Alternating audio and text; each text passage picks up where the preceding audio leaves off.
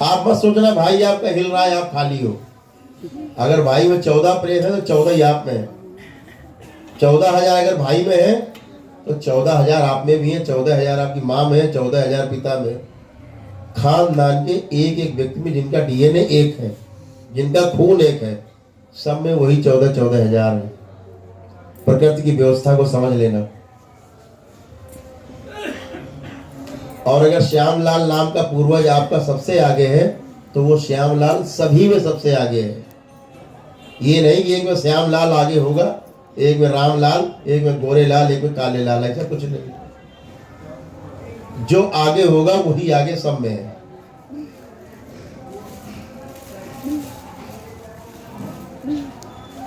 ये एक ऐसी व्यवस्था है जब आप देखो तो पुलकित हो जाओ, आनंदित हो जाओ। व्यवस्था देख के आनंद हो। लेकिन आपको लगता है कि ये अव्यवस्था है, भूत प्रेत समस्या है। मैं आपसे कहता हूं भूत प्रेत समस्या है, ये बात सही है, लेकिन ये प्रकृति की एक व्यवस्था है। अगर इसको व्यवस्था के अर्थ में आप देखने लगेंगे, आपको लगेगा समस्या है ही नहीं, इससे तो निपटा जा सकता है। आपको सर्दी जुकाम खांसी होता है, आपको घबराहट नहीं होती, आपको लगता है 3-4 दिन रह के खत्म हो जाएगा, क्योंकि व्यवस्था है। सर्दी जुकाम खांसी होगी, अंदर की जो गंदगी है शरीर की वो बाहर निकल जाएगी, शरीर हल्का हो जाएगा। एक्यूट डिजीज है ये, तीव्र रोग कहे जाते हैं, होना आवश्यक है। बुखार आया, आपको नहीं लगता कि हम मर जाएंगे, आपको पता है कि बुखार इसलिए आया है कि हम अच्छे हो जाए। जो गंदगी अंदर है, जो रस धातुएं विषाक्त हो गई हैं, हम 1-2 दिन भोजन नहीं करें, उपवास कर लें, शहद आदि का सेवन करते रहें, ये विषाक्त जो चीजें अंदर है जल जाए, खत्म हो जाएंगी, आपको घबराहट नहीं होती है। लेकिन जैसे टीबी हो जाए, पहले टाइफाइड हो जाए, फिर टीबी हो जाए। टाइफाइड टीबी क्यों होता है? आप बुखार को बार बार दबाओ, बुखार आया टिकिया खा ली, बुखार को मार दिया। प्रेत चिल्ला रहा बाहर वाला, हो चिल्ला रहा, सर पटक रहा है, बता रहा है कि अंदर आपके बहुत बड़ी गड़बड़ी है, देखो झांको पकड़ो ठीक करो। आप प्रेत ही धुलाई चालू कर देते हैं। आपके खेत में जानवर चल रहे हो, कोई बताने आए कि भैया आपके खेत में कुछ जानवर घुस गए हैं, आप उसी को पकड़ के पहले धुल दो। अच्छा, अब न रहेगी सूचना, न रहेगा जानवर। बिल्ली कबूतर को कैसे खा जाती पता है? जब कबूतर बिल्ली के सामने अचानक खा जाता है, चाहे तो उड़ जाए, बिल्ली कुछ नहीं कर सकती, बिल्ली उड़ती थोड़ा है। लेकिन वो कहता है बिल्ली आंख बंद, अब बिल्ली गायब। उसको लगता है बिल्ली गायब हो गई, बिल्ली तो खड़ी हुई, बिल्ली खा जाती कबूतर को। उसको लगता हमने आंख बंद कर ली, अब दिख नहीं रहा है, तो अब बिल्ली गायब हो गई, बिल्ली उसको गायब कर देती। तो बुखार आता है, शरीर को ठीक करने सूचना देता है बुखार आपको कि बॉडी में कुछ गड़बड़ है अंदर, उसको ठीक करो। आप बुखार दबाते रहो बार बार, आप बार बार बुखार दबाते रहेंगे तो क्या होगा?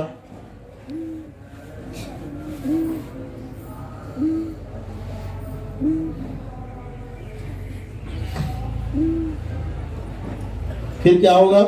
बुखार जान जाएगा कि आप बहुत चतुर हो, आप शरीर की सफाई नहीं करने दोगे, रोग दोष नहीं जलाने दोगे, उपवास नहीं करोगे, तो क्या करता है पता है? टाइफाइड में परिवर्तित हो जाता है।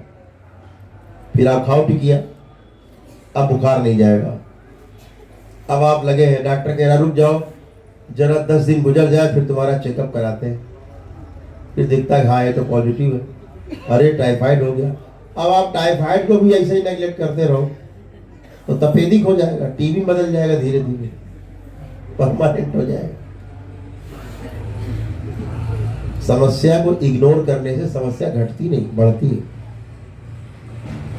तो आपका जो क्रॉस डीएनए है, वो जो दूसरे के पूर्वज आप में घुसे, कैसे घुसे? क्योंकि आपका डीएनए क्रॉस हुआ उनके साथ। आपकी बेटी की शादी हुई, बहू बन के गई किसी के घर में, आपका डीएनए है वो, आपका ऊर्जा पथ जुड़ा हुआ है, जहां गई वो क्रॉस हुई। क्रॉस हुई, आपके प्रेत पूर्वज उधर, उधर के प्रेत पूर्वज आप में, आपके डीएनए में। ऐसे ट्रेवल होता है अंदर अंदर। ये भूत प्रेत निकालने की औकात, ये भूत भगाओ अभियान चला रहे, डमरू बजा रहे लोग, इनकी नहीं है। बाहर वाला मैल लग गया तो झरिया दो, ठीक है।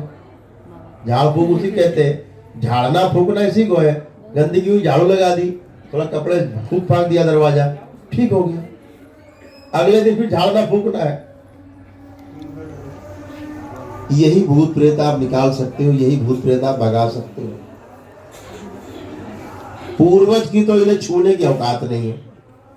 पूर्वज छू भी ले, ये तांत्रिक ओझा मौलवी, ये तो इनकी औकात में नहीं है। ये खुद ही हाथ जोड़ लेते हैं, भैया ले जाओ इनको ले जाओ। पूर्वज को छू भी नहीं सकते। तो इस तरह के भूत प्रेत है, ये बात आपको समझनी चाहिए। और एक बात बताएं, जिन भूत प्रेतों को भगाने के लिए आप ओझा मौलवी तांत्रिक क्या जाते हो, तमाम अनुष्ठान करते हो, पूजा पाठ करते हो, आपको बड़ा सरल उपाय बताए भूत प्रेत भगाने का, 10 पैसा नहीं लगता उसमें। टोना टोटका भी भारी है। गंगा जी चले जाओ अमावस्या के दिन, किसी अमावस्या पे 3 डुबकी मारो ओम नमः शिवाय बोल के, आपके प्रेत गायब। एक प्रेत आपको नहीं मिलेगा वापस, एक भूत प्रेत नहीं बचेगा। ये दरबार की ओर से आपसे हम कह रहे हैं, ऑथेंटिक बात। ये शक्ति पतित पावनी माँ गंगा में है। आप ओझागिरी, तांत्रिकगिरी, मौलवीगिरी करते रहते, कुछ नहीं हासिल होता। लेकिन जो अंदर के डीएनए क्रॉस होके आए हैं पूर्वज आप में, या आपके पूर्वज दूसरे के डीएनए में चले गए, ये गंगा जी में नहीं निकलेंगे। ध्यान रखिए, बहुत सरल व्यवस्था है ये तांत्रिक ओझा। इसीलिए आप आते हो, हाँ अरे बिल्कुल ठीक है, बढ़िया, निकल गए, कसम खा के चले गए, घर आके फिर उल्टे पलटे हो गए, फिर टेढ़े हो गए।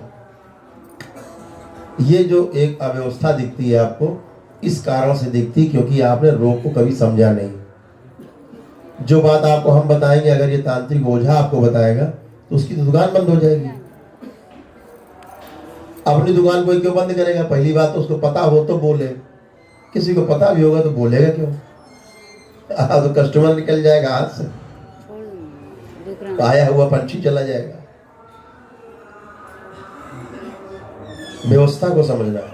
दूसरा, एक भ्रम आपको रहता है बहुत बड़ा, जब कोई व्यक्ति मरता है, किसकी मृत्यु होती है, किसी कष्ट में, भारी कष्ट से गुजरता है, कैंसर वगैरह आदि से तड़पता रहता है, तो तड़पते तड़पते आप देखते रहते हो, जब उसकी मृत्यु हो जाती है आप अक्सर कहते हो बहुत अच्छा हुआ, चलो ये खत्म हो गए, मृत्यु को प्राप्त हो गए, बड़ा अच्छा हुआ, चलो अब इन कष्ट से मुक्ति मिली। ये भारी भ्रम है आपका। आपको बता दें, शरीर छूट जाने के बाद भी जो व्यक्ति जिस कष्ट से गुजरता है, जिस कष्ट में रहकर उसकी मृत्यु होती है, वो कष्ट उसका कभी खत्म नहीं होता, मर जाने के बाद भी नहीं खत्म होता, उसी कष्ट में रहता है, वो उसी कष्ट में रहता है। आप देखते होंगे तमाम वीडियोस में, जब आपका पूर्वज प्रकट होता है, जिस कष्ट से वो मरा होता है, वो जब मुझसे बात करता है तो उसी कष्ट में तड़प रहा होता है। अगर वो जहर खा के मरा है तो बोल नहीं पाता, तड़पता रहता है। एक्सीडेंट से मरा है तो जो जो उसके आगे में दर्द था वही वही उसके दर्द अभी भी है, बोल नहीं पाता। कभी फांसी लगा के मरा है तो अभी भी नहीं बोल पा रहा है, गला अवरुद्ध है। कोई मरते समय बोल नहीं पाता था, आंखें पथरा गई है, देख नहीं पाता था, कोमा में चला गया, आज भी कोमा में है वो, आपको नहीं पहचानता। आपको तो गुरुजी आता तो है प्रेत, लेकिन बोलता नहीं है कुछ, इसको आज तक कोई बुलवा ही नहीं पाया। अरे भाई, वहां पर रस्सा गले में डाल के बांधे हुए हैं, अब कह रहे बोलो, वो तो उसके बना हुआ है वैसे ही, वो उसी कष्ट में है, बोल ही नहीं सकता। फिर यहाँ हम उसके कष्टों को दूर करते हैं, बाबा कहते हैं कष्ट दूर कर दो। जैसे कष्ट दूर करते हैं बोलने लगता है। भाई रस्सा खोला गया बोलने लगा, गला काट के मारा गया नहीं बोलता, उसका पहले गला जोड़ते हैं, गला जोड़ के फिर बोलने की शक्ति देते तो बोलता है। फिर कहते बहुत जगह ले गए गुरुजी बोला नहीं, करौली सरकार में पता नहीं कैसे बोलने लगा। अरे भाई पहले तो तुमको दिखेगी कौन है ये, दिख जाए तो समस्या दिखे आपको, उसकी समस्या दिखे तो तुमको उसके दूर करने की हैसियत तुम्हारे अंदर हो, तब वो तुमसे बात हो। ये जो समस्या है पूर्वज की बनी रहती है। और इससे बड़ी समस्या आपकी ये है कि आपके जो पूर्वज आपके साथ हैं, जो समस्या की जड़ है, 90% पूर्वज आपको कष्ट देना नहीं चाहते, देते भी नहीं। वो 10% होते हैं कुछ दुष्टता करते हैं, लेकिन 90% पूर्वजों का जो कष्ट होता है मृत्यु के समय का, वो आपकी जान ले लेता है। अगर कोई पूर्वज पैरालाइज होके मरा है, लकवाग्रस्त होके मरा है, और जब वो रहेगा आपके डीएनए में, आपके साथ रहेगा, जाएगा कहाँ? क्योंकि मुक्ति तो हो नहीं रही, वैसे ही बैठा हुआ है। आपको पैरालाइज होना तय है। जिसका परिवार में आपके नर्वस सिस्टम वीक होगा, सबसे पहले पैरालाइजेशन उसी को होगा, सबसे पहले वही पैरालाइज होगा। और ये बुजुर्गों को ज्यादा नर्वस सिस्टम वीक होता है, तो सबसे पहले वही लकवा का शिकार होते हैं। आप देखते हो तमाम लोग, अगर अचानक लकवा मारा गया है तो कभी सामने आ गया है, हम उस लकवाग्रस्त पूर्वज को केवल बाहर कर लेते हैं, बाहर खड़ा कर लेते हैं। आप खड़े होकर चलने लगते हो तुरंत, आपने तो अरे मेरे तो कुछ नहीं। अंधे आते हैं, दिखता नहीं दिन में, हम देख रहे हैं पूर्वज बैठे हैं अंधे, या कोई पूर्वज मरते समय दिखाई देना बंद हो गया था, 2-4 दिन 6 दिन नहीं दिखता है, वही आगे है। अब आपको नहीं दिख रहा, दिन में भी आंखें अच्छी हैं, डॉक्टर चकित है। कई लोग तो आते हैं गुरुजी एम्स से आ रहे हैं। एक लड़का आता है अलीगढ़ से, कहाँ से वो, एम्स ने कहा साहब अभी ये इस बीमारी का इलाज नहीं आया है। अभी बीमारी का नाम बता दिया, जेनेटिक प्रॉब्लम है, लेकिन अभी इसका ट्रीटमेंट नहीं आया। बेटा जब आएगा तो आपको सूचना दी जाएगी। ये हम एम्स जैसे अस्पताल की बात बता रहे हैं, दिल्ली हिंदुस्तान का सबसे प्रतिष्ठित अस्पताल। हमने देखा पूर्वज उसके दिखता नहीं, रात में बैठा था, बोला दिन में नहीं दिखता है, रात को छोड़ो। हमने उसके पूर्वज को बाहर कर लिया, वो घूमता घूमे रात में, कह रहा दिख रहा गुरु जी, पूर्वज बाहर खड़ा कर लिया। अंधा है पूर्वज, आप अंधे होते जाते हो। बहरा है, अभी कैलिफोर्निया से, अमेरिका से आए, बहुत लोग आते हैं, हम लेटेस्ट घटना बताते हैं। मिश्रा जी एक आए, रवि मिश्रा जी, यही खड़े रेलिंग के उस तरफ, कान में मशीन लगाए, बोले एक कान से गुरुजी सुनाई नहीं देता, एक कान तो बिल्कुल खत्म हो गया, एक कान से 25% को सुनते हैं, मशीन लगा रखी है। तो हमने कहा अच्छा मशीन देखे, तो बातचीत में लगाए रहे। हमने उनके पूर्वज को बाहर बुला लिया, हमने देखा 2 बहरे हैं, एक पैदाइशी बहरा है उसमें, एक जो है लोग धीरे धीरे बहरे हो जाते, वो वाले पूर्वज। हमने दोनों को बाहर खड़ा कर दिया, उनसे बात करते रहे 2 मिनट। तो हमने कहा सुनाई तो देता है आपको? बोले नहीं मशीन लगा रखी है हमने।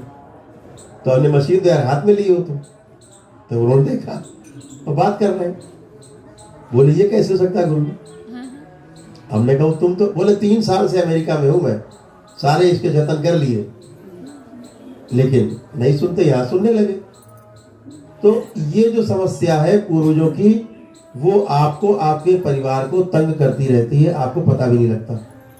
कैंसर हुआ है तो कैंसर होगा जरूर किसी न किसी को मृत्यु के बाद उनकी, वो चिपके हुए हैं, जाएंगे कहाँ? जाने का कोई जुगाड़ भी नहीं, क्योंकि मुक्ति मिली नहीं। तो ये रोगग्रस्त होने की संभावना, शरीर आपका इसी से रोगग्रस्त होता है। फिर आप चिकित्सा करते रहते हो, और चिकित्सा करने के बाद भी आपको आराम नहीं मिलता है। कारण शरीर को समस्या हो तो आराम मिल जाए, वो तो जीवन का रोग है जो चिपका हुआ है आपका पूर्वज, उसको रोग है। और पूर्वज के साथ एक बड़ा भ्रम है, उसको लगता है ये कष्ट उसको खुद को है, इसको कोई कष्ट है नहीं, तो हम है, मेरा कष्ट है, इसको मालूम हो रहा है मेरा कष्ट।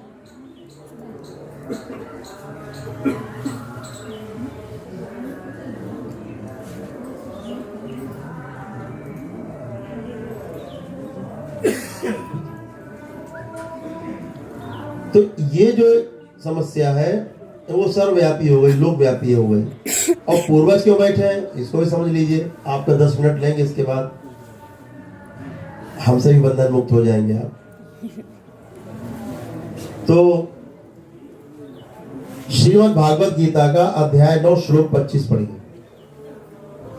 और इसके पहले श्रीमद् भागवत गीता का अध्याय 10 श्लोक 42 पढ़िए। भगवान श्री कृष्ण पूरी श्रीमद् भागवत गीता में आत्मा की बात करते हैं, लेकिन जैसे ही अध्याय 10 श्लोक 42 में आते हैं वो जीवन की बात करते हैं। कहते हैं आत्मा के साथ 4 चीजें और मिल जाती हैं तो आत्मा कहना बंद करके उसे जीवन बोलते हैं, क्योंकि आत्मा सभी में है, कीड़े मकोड़े से लेकर के मनुष्य तक में। तो भगवान श्री कृष्ण कहते हैं कि आत्मा के साथ बुद्धि, चित्त, वृत्ति और मन, ये 4 चीजें जुड़ जाती हैं, इसे जीवन कहते हैं। और ये जब तक 5 नहीं होती मिलके, तब तक मनुष्य की योनि नहीं मिलती।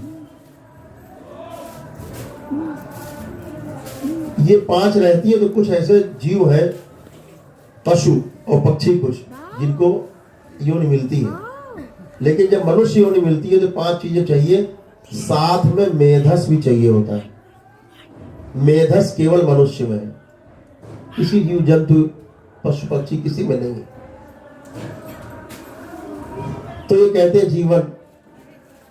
और इसी में भगवान श्री कृष्ण कह रहे हैं कि जीवन एक अंश का परमाणु, single molecule in single atom.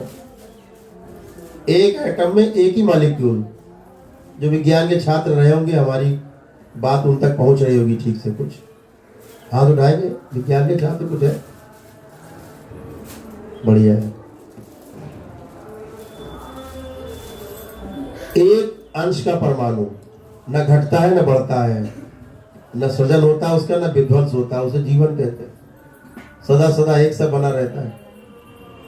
वो अनलिमिटेड का अंश है, अनलिमिटेड बना रहता है, अनलिमिटेड उसकी सोच है। इसी जीवन के बारे में भगवान श्री कृष्ण अध्याय 9 श्लोक 25 में कहते हैं कि जीवन के 4 स्तर हैं। पहला स्तर बताया स्वयं ईश्वर का, दूसरा बताया देवी देवताओं का, तीसरा बताया पितरों पूर्वजों का, चौथा और अंतिम बताया भूत प्रेतों का। और ये भी कहते हैं भगवान श्री कृष्ण इसी श्लोक में, जो जिस प्रकार के जीवन की पूजा आराधना करेगा अपने जीवन काल में,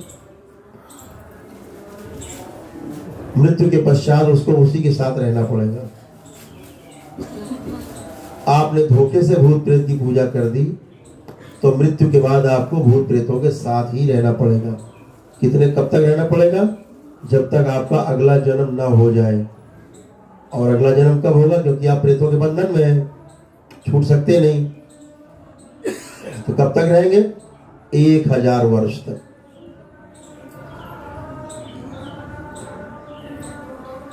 इसीलिए आपके सैकड़ों पूर्वज बैठे रहते हैं लाइन से, एक के पीछे एक के पीछे एक, एक के पीछे तो बैठे हुए।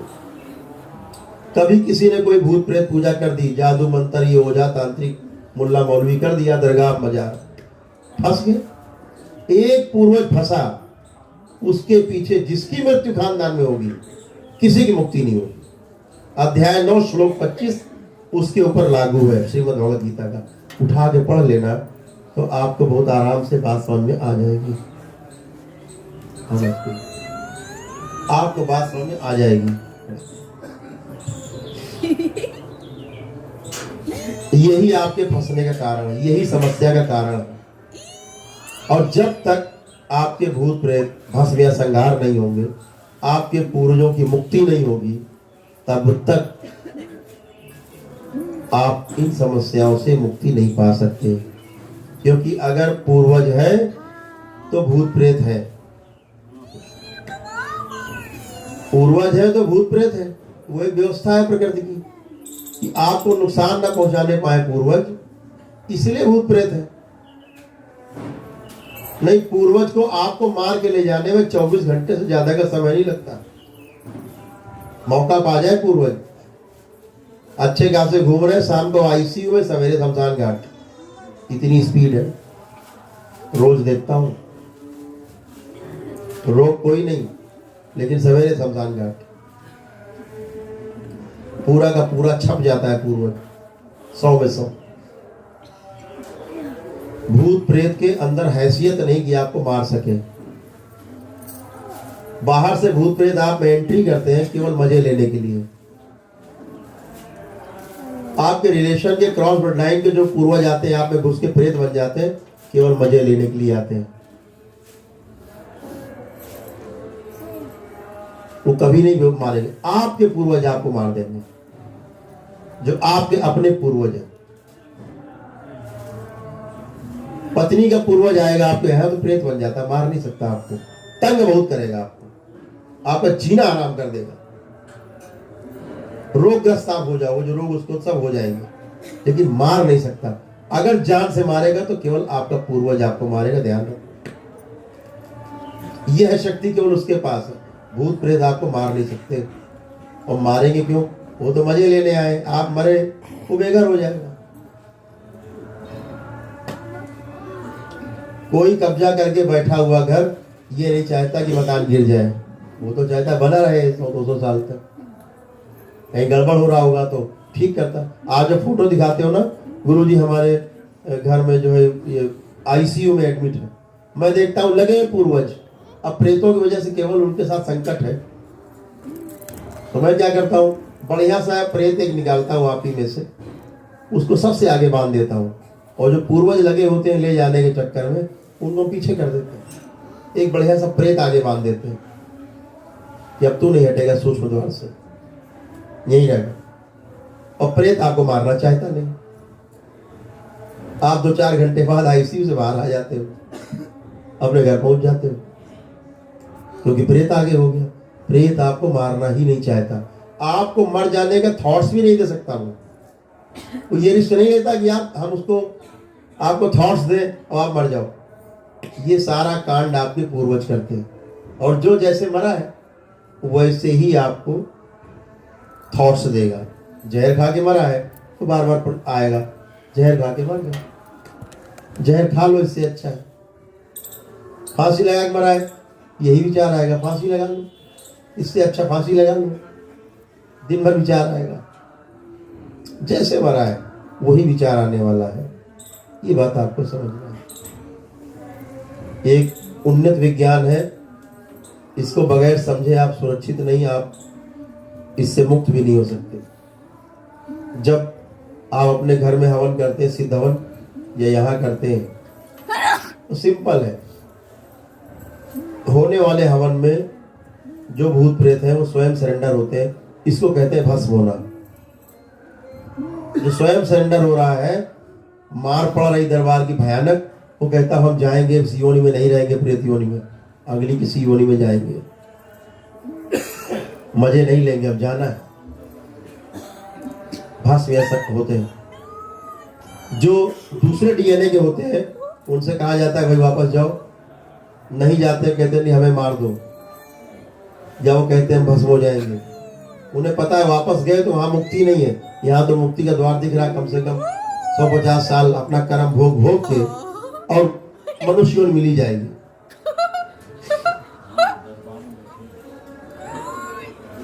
तो जो भस्म हो रहे हैं इनको कभी न कभी मनुष्य मिलती है, लेकिन भस्म होते हुए प्रेत को दूसरे प्रेत अगर कभी रोक देते हैं कि नहीं अभी मत जाओ, चिंता मत करो, अभी हम हैं, ये लोग कुछ नहीं कर पाएंगे, ऐसे अवरोध पैदा कर रहे प्रेतों को माताओं द्वारा संहार कर दिया जाता है तुरंत।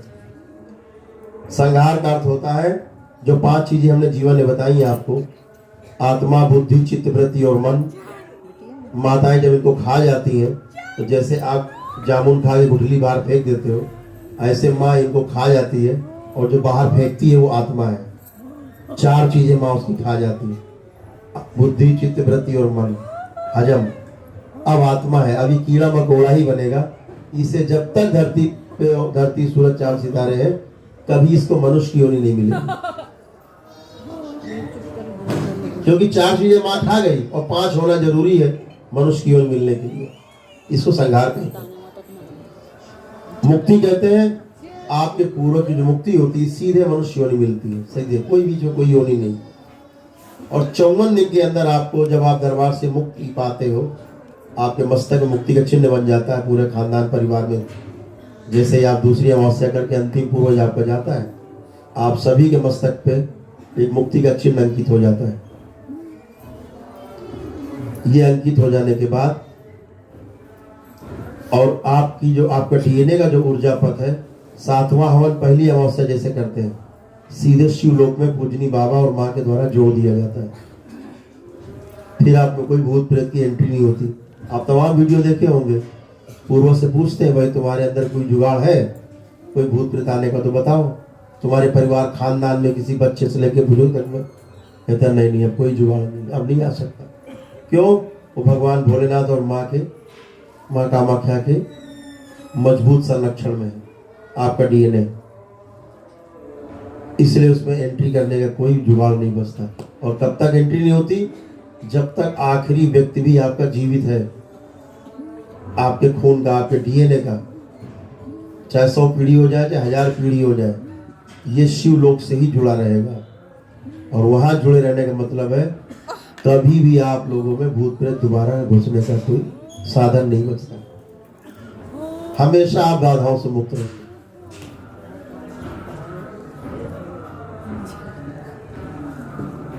और पूजनी बाबा जी हमेशा कहते हैं कि 4 प्रकार के पुण्य आपको प्राप्त होते हैं जब आप हवन या नमन करके अपने पूर्वजों को मुक्त करा लेते हो। पहला आपको पुण्य मिलता है, आप हजारों प्रेतों को भस्म संहार करा के प्रेत योनि से छुटकारा दिलाते हैं। अन्य योनि में उनका जन्म होता है, जैसे ही उनकी प्रेत योनि छूटती है आपका पीछा भी उनसे छूट जाता है, उनका पीछा आपसे छूट जाता है, दोनों ही लोग मुक्त हो जाते हैं। बिना योनि परिवर्तित हुए प्रेत कभी आपको नहीं छोड़ता। जो जाने का कोई जुगाड़ नहीं है, वो डीएनए में है, जाने का कोई जुगाड़ नहीं है। जाएगा तो भस्म संहार होके ही जाएगा। ये पहला पुण्य आपको प्राप्त होता है, हजारों भटके प्रेतों को आप रास्ता देते हो, उद्धार करते हो। दूसरा पुण्य आपको प्राप्त होता है जब आप अपने पूर्वजों को प्रेतों के बंधन से आजाद करा लेते हो और दरबार से प्रार्थना करके उन्हें मुक्ति दिला देते हो। और 54 दिन के अंदर उनकी मुक्ति हो ही जाती है, कहीं कहीं जन्म हो ही जाता है उनका। और जन्म 54 दिन में आपके परिवार खानदान मित्रों में होता ही है। कोई कोई पूर्वज पूजनी बाबा जी से प्रार्थना करते हैं कि हमें फला लड़की से ही गर्भ से जन्म लेना है। अगर शादी नहीं हुई तो उसको वेट करना होता है। अगर पूजनी बाबा जी उसको अनुमति देते हैं तो वो शिवलोक पर रह करके अपने संबंधित गर्भ के स्थापित होने का इंतजार करता है। जैसे गर्भ स्थापित होता है वो जाके उसमें स्थिर हो जाता है और जन्म लेता है, तो उसमें समय लगता है। वो उसका मन मांगा मन मुराद वाली बात है, वो बाबा जी के ऊपर है। तो ये दूसरा पुण्य आपको प्राप्त होता है कि आप अपने पूर्वजों को मुक्त करके स्वयं भागीरथ जैसा काम करते हैं। आप स्वयं भागीरथ कहलाते हैं, अपने पुरखों को मुक्त कराते हैं। आप सैकड़ों पुरखों सब बैठे लाइन से, ये दूसरा पुण्य मिलता है। तीसरा पुण्य प्राप्त होता है आप स्वयं और आपका परिवार खानदान जो शरीर के रूप में भी है धरती पर मौजूद है, आप जीते जी इन सबको मुक्त करा लेते हो। नहीं तो जैसे बाकी पूर्वज आपके बैठे हैं मृत्यु के बाद मुक्ति के लिए नहीं हो पा रही है, आप भी मृत्यु के बाद और आपका खानदान भी जिसकी मृत्यु होती जाती, ऐसे ही एक के पीछे दूसरा तीसरा चौथा बैठे रहना पड़ता है 1000 वर्ष तक, 700-800 वर्ष, 900 वर्ष तक, 1000 वर्ष तक। जब तक प्रेत योनि में मृत्यु नहीं हो जाएगी आपकी, तब तक अगली योनि नहीं मिलेगी। तो आप जीते जी अपने आप को मुक्त करा लेते हैं और जो रोग दोष पैदा होते हैं पूर्वजों के रहने के कारण, वो रोग दोषों से ही मुक्ति हो जाती है। ऐसे तीसरा पुण्य आप प्राप्त करते हैं। चौथा पुण्य आपको प्राप्त होता है जिस पीढ़ी ने भी आपके यहाँ जन्म नहीं लिया है और वो पीढ़ी आपके यहाँ जब जन्म लेती है उसको एक साफ सुथरा डीएनए मिलता है, जहाँ वह सुख और समृद्धि पूर्वक, सुख और शांति पूर्वक रह करके अपना जीवन यापन करता है, जहाँ कोई प्रेत बाधा नहीं है, कोई पितृ दोष नहीं है। जिसकी मृत्यु होती है सीधे मुक्ति होती है और मृत्यु के पश्चात शिवलोक को प्राप्त होता है। ऐसा चौथा उपकार आप करते हैं, यह पुण्य भी आपको प्राप्त होता है। ये 4 प्रकार के पुण्य आपको मिलते हैं। तो भूत प्रेतों से डरने के बजाय इस विज्ञान को समझने की आवश्यकता है, समझ के अपनी चिकित्सा करने की आवश्यकता है। इस दरबार में दो विधियां हैं ठीक होने के लिए, एक हवन की, दूसरी नमन की। बिना हवन किए भी आप अच्छे होते हैं। ठीक होने के लिए हवन कोई अनिवार्य नियम नहीं है दरबार का, एक विधि है हवन, इसलिए आपसे उसकी चर्चा की जाती है। बिना हवन किए भी आप सभी लोग अच्छे हो सकते हो। ऐसा कोई व्यक्ति नहीं है आप में जो बिना हवन किए ना ठीक हो सके, सभी लोग अच्छे होते। हवन मात्र इसलिए है कि आप एक निश्चित समय अवधि में ठीक होते। नमन में यह है कि आपकी श्रद्धा, आपका आस्था, आपका विश्वास जो है आपको अच्छा करता है। वो आपके ऊपर है कि श्रद्धा आपकी कैसी है, वो आपकी श्रद्धा के ऊपर। मैं देखता हूँ बहुत लोग दरबार नहीं आए, आते ही पहले दिन देखता हूँ 5-5 हवन का पुण्य मिलता है उनको, पहले दिन आते ही। अभी कल एक बच्चे को लेके आए, साथ बीच में बैठे होंगे, बाहर से आए, एक बच्चा उनकी गोद में है, बच्ची है, तो पैरालाइज है पूरा। वो आए, अच्छे परिवार के। हाँ,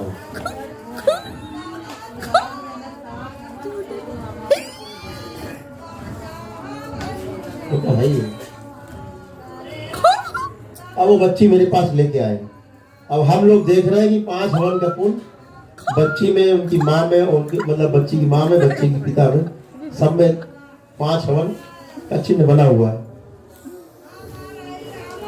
तो हमने कहा कब आए दरबार? बोले आज ही आए। तो हमने कहा अच्छा क्या करने आए? बोले रुकने आए गुरुजी, 5-6 दिन रुकेंगे और 5 हवन करके और उसके बाद जाएंगे। उन्होंने कहा इस बच्ची के हम जो चेकअप कराते हैं, लाख 1.5 लाख रुपए चेकअप में लगता है हर 2-3 महीने में, और ये ठीक नहीं हुई, ठीक नहीं हो रही है, 5 साल की हो गई।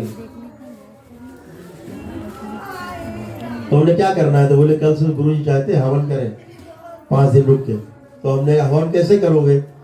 तुम्हें तो बाबा जी ने 5 हवन का पुण्य पहले दे रखा है, अब तो हवन करने की आवश्यकता नहीं तुम्हें, क्योंकि जो गुरु करते हैं हमें तो आपको बताना है। हम आपसे छिपा नहीं सकते कि अच्छा 5 हवन, अरे कोई बात नहीं, तो बड़े आदमी, चलो हवन करें, करने दो, हम तो जो देख रहे हैं बोलेंगे। तो गुरु आ जाए, तो गुरु जो कर रहा है हम तो बताना ही पड़ेगा, उन्हीं की व्यवस्था है। तो हमने कहा बेटा तुम्हें तो हवन करने की भी आवश्यकता नहीं है, 5 हवन तुम्हें पहले ही पुण्य मिला। तब उनकी वाइफ बोली गुरुजी मुझे 6 महीने हो गए, ऐसा कोई दिन नहीं बीता है मैं सुबह शाम बाबा की पूजा नहीं करती हूँ, दिन भर में सैकड़ों बार बाबा को याद नहीं करती हूँ, ऐसा कोई दिन नहीं गुजरा 6 महीने में, आ नहीं पाई आपके पास। तो हमने कहा आपको बैठे बैठे पुण्य मिल गए, घर में हवन नमन करने से आपको जो है पुण्य मिल रहा है। तो आप हवन करने में सक्षम नहीं है या दूर है, आप नमन से काम चलाइए, नमन से भी अच्छे होते हैं। बहुत लोग देखते हैं कि 6-6 महीने से आ रहे हैं, एक हवन का पुण्य नहीं, वो सिर्फ आ रहे हैं। और इसी से हमें पता लग जाता है कि आपके मन में कितनी श्रद्धा है। जो लोग नमन कर रहे होते हैं, गुरु जी हम 6 महीने से आ रहे हैं, अभी हम अच्छे नहीं हुए, हम लोग देख लेते हैं 2 हवन का पुण्य बना है अभी 6 महीने में, ऐसी श्रद्धा है इनके पास। यहां हमने देखा है अपनी आंखों से, मैं घोषणा नहीं करता हूं, एक ही दिन पहले दिन आया अमावस्या में, पहले दिन ही 7 हवन का पुण्य और 1 अमावस्या का पुण्य, सब प्रेत गायब, सब पूर्वज गायब, एक छोड़ के। ये भी देखा है अपनी श्रद्धा और आस्था का खेल इस दरबार में देखता हूं मैं, एक भी हवन नहीं करने पड़ते, सब गायब, इतना आस्था से और श्रद्धा से भरे हुए हैं। ये तो दरबार भगवान भोलेनाथ का दरबार है, माता कामाख्या का दरबार है। यहाँ शिव और शक्ति एक साथ विराजमान है, कुछ भी कर सकते हैं। और जब तक शिव और शक्ति एक साथ नहीं है, आपके पूर्वजों को कभी मुक्ति नहीं मिल सकती। सर के बल खड़े हो जाओ, मुक्ति नहीं मिलती। और पूरी धरती पर यह दरबार एक ऐसा बना है कि सजाया हमारे परम पूज्य गुरुदेव पंडित श्री राधारमण जी मिश्र ने और हमारी गुरु माता माँ कामरूपा माख्या की उन्होंने इस दरबार को सजाया, जहां शिव और शक्ति एक साथ सदा सदा मौजूद रहती। इसीलिए हर क्षण यहाँ संहार होता है और हर क्षण मुक्ति होती। तो आप हवन करने के बजाय नमन से भी काम चला सकते हो। हवन से इतना ही है, एकदम गणित के जैसे नियम है दरबार के। आप 5 हवन करते हो, प्रेत बाधा सदा सदा के लिए समाप्त हो जाती है। ऐसा नहीं कि उन्होंने 6 किए तो प्रेत गए, उन्होंने 4 कर लिए तो प्रेत चले गए, ऐसा कोई जुगाड़ नहीं है। प्रेत बाधा 5 हवन में ही समाप्त होगी और सदा सदा के लिए समाप्त होगी। ये नहीं फिर चले आने रोते हुए गुरुजी फिर भूत आ गया, तो कभी नहीं आ सकता। छठा हवन करते हैं, दुष्ट पूर्वज जाते हैं। 7वां करते हैं, बचे हुए आपके अच्छे पूर्वजों को मुक्ति मिलती है। एक पूर्वज छोड़ा जाता है, अगली अमावस्या में आते हैं, उस बचे हुए पूर्वज को मुक्ति मिलती है।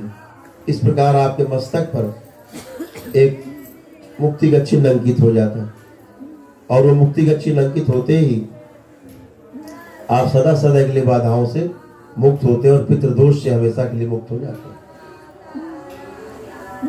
तमाम बड़े बड़े दरबार देश में आप जाते हो समझ के देवी देवता है।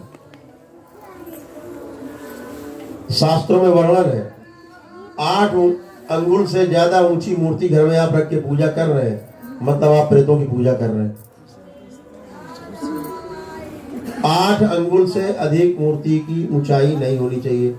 तो 8 अंगुल किसकी? आपकी ही 8 अंगुल। इससे बड़ी मूर्ति रखे हो, आप प्रेत पूजा कर रहे हो। बगैर प्राण प्रतिष्ठा किए हुए मूर्ति में पूजा करना मतलब प्रेतों को आमंत्रण देना है, प्रेतों की पूजा करना है। बचिए इनसे, ओझा मौलवी तांत्रिकों से बचिए, भगत से बचो। और जो नकली टाइप के दरबार बने बैठे, बालाजी टाइप के दरबार, खुलेआम कहता हूं मुझे कोई गुरेज नहीं है, चाहे शास्त्रार्थ कर ले बैठ के और चाहे शक्तियां चला के देख लें, हैसियत हो तो किसी औकात में नहीं है। और उसका प्रमाण है, 38 साल से लोग बालाजी जा रहे थे, यहाँ से ठीक होके गए। अभी मिश्रा जी है लखनऊ से, 38 वर्षों से बालाजी, एक परिवार की किदवई नगर का है, 30 सालों से बालाजी, मकान बना लिया बालाजी। आते हैं त्रिपाठी। और सबसे बड़ा प्रमाण है, बालाजी मंदिर के महंत की सगी भतीजी, वो अभी यहीं से ठीक होके गई। 8 गेस्ट हाउस है बालाजी में उनके। बालाजी मंदिर से लगी जमीन है, मकान उन्हीं के, सगे सगे चाचा है, सगे। और सगे फूफा उनके सवा मनी का भोग लगाते हैं, उनके बगैर सवा मनी का भोग नहीं लगता हुआ। 8 वर्षों तक लगातार अनुष्ठान, जप तप तंत्र मंत्र जंत्र सब कर डाला उन्होंने, पूरे घोड़े खोल दिए, उखाड़ नहीं पाए बाल उनका। वो जैसी थी समस्या वो बढ़ गई 50 गुना। ललिता शर्मा नाम है, अलवर से आती। अभी पिछली अमावस्या में उनका अंतिम पूर्वज मुक्त होकर यहाँ से गए। आप कहाँ जाओगे? और हमसे कहा उनके वीडियो में 14 वीडियो है चैनल में, इसलिए डालते सबकी आस्था टूट जाएगी बालाजी से। अरे वहां बालाजी हो तो तब तो ठीक हो गया, वहां तो खाला जी बैठे। भूत प्रेत हनुमान जी का संग कैसे हो सकता है? हो सकता है तो कोई हाथ उठा के बताए। भूत प्रेत और हनुमान जी एक साथ रह सकते हैं क्या? कोई हाथ उठा के बताएगा? आप तो बालाजी इसीलिए जाते हैं। हनुमान जी ये प्रेत राज सरकार, इधर शमशान भैरव, सब प्रेत बैठे। हनुमान जी बैठे वहां पहाड़ पे, पीपल का पेड़ है, वहां जय सिया राम कर रहे हैं। पूछो भैया वहां क्या कर रहे हो? कह रहे प्रेतों कौन जाएगा, या तो प्रेत रहेंगे हम रहेंगे। अब वहां पूजा प्रेतों की हो रही है, प्रेत राज सरकार चल रही।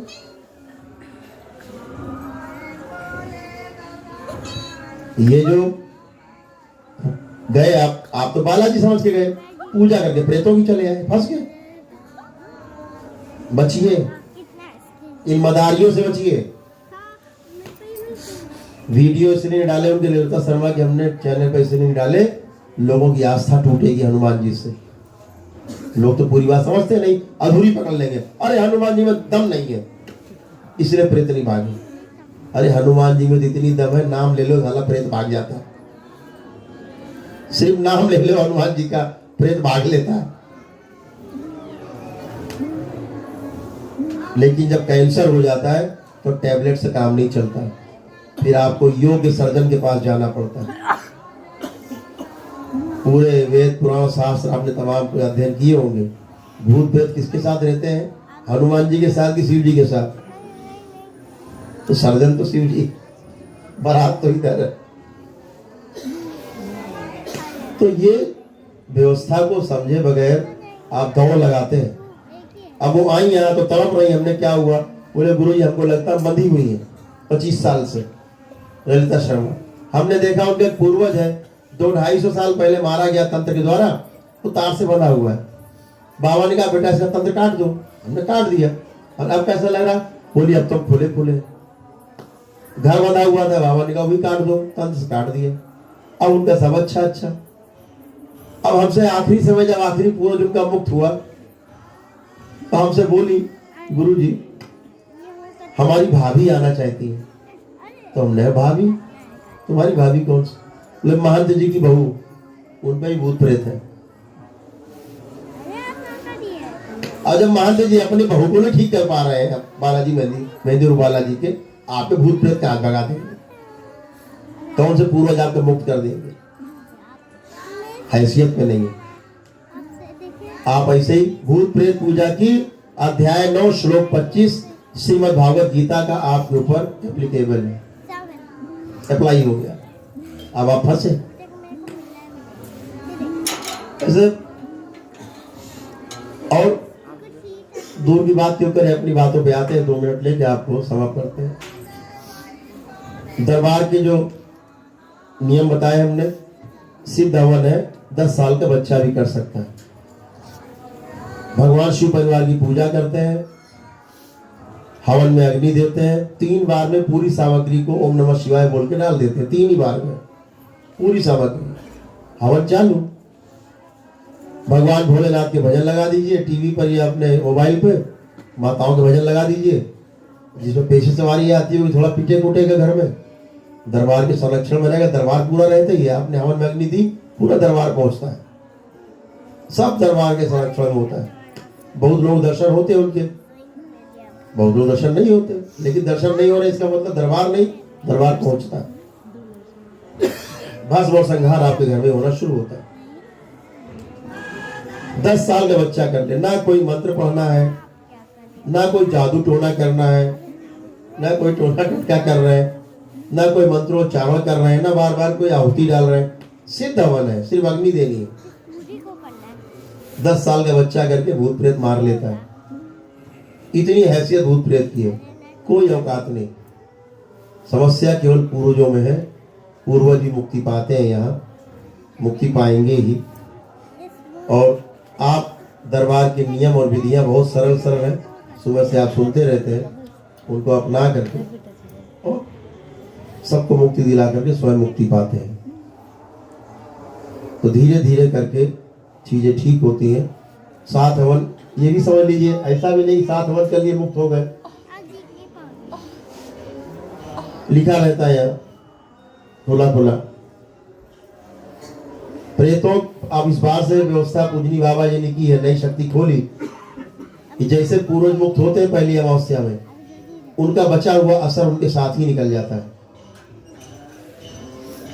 प्रेतों का असर छोड़ा जाता ताकि जिंदा रहे आदमी। अगर किसी को मारना हो, उसके भूत प्रेत पूर्वज सब निकाल दो, आदमी मर जाएगा मौके पे, सांस बंद हो जाएगी, 2-4 घंटे मर जाएगा। व्यवस्था है, दरबार अपने हिसाब से करता है, आपके कहने में नहीं होगा, दरबार अपने अनुसार करेगा कि आपका कल्याण हो। प्रेतों का असर गंदगी रह जाती है और उसको आप असर के संकल्प के द्वारा धीरे धीरे करके महीने खाड़ में निकाल के खत्म कर सकते हैं। उसके लिए डीएनए ब्रेक करने की व्यवस्था है। अपना डीएनए आप ब्रेक कर सकते हैं 5 हवन के बाद, अपना डीएनए ब्रेक कर लें। डीएनए ब्रेक करके आपके डीएनए में तमाम लोग ऐसे होते हैं जो आपके विरुद्ध होते हैं, या अपनी मनमानी करते हैं, या कहीं दरगाह मजार जा रहे हैं, कोई तंत्र मंत्र जादू टोना कर रहे हैं। अपने को आप पृथक कर लीजिए उनसे 5 हवन के बाद। 5 हवन फिर सब खत्म हो जाते हैं। उसके बाद डीएनए के 2 हिस्से हो जाते हैं और आपका डीएनए उनसे पृथक हो जाता है, सील हो जाता है। वो गंदगी फैलाएंगे, आप में नहीं आएगी। आप अगर गंदगी फैलाओगे तो उनमें नहीं जाएगी। तो आप में जो बची हुई गंदगी थोड़ी सी है, उसको असर के संकल्प से आप बाहर निकाल सकते हो, उलीच के बाहर फेंक सकते हो। ऐसे आप पूरी तरह से मुक्त हो सकते हो, मुक्त होते ही हैं। इससे रोग जाते हैं। असर के संकल्प से शरीर के रोग के साथ साथ मन का रोग भी निकल जाता है। तो यह कंप्लीट एक व्यवस्था है कि आप और आपका परिवार पूरी तरह स्वस्थ होता है। आप सभी लोगों ने सुबह से बहुत समय दिया, इसके लिए आप सभी को बहुत बहुत धन्यवाद। आप लोग दरबार में आए, इसके लिए भी धन्यवाद। और बहुत ध्यान से आप लोगों ने हमारी बात को सुना, इसके लिए भी धन्यवाद। आप सभी का मंगल हो, कल्याण हो। हरि। अब सभी लोग उधर पीछे भंडारा चल रहा है,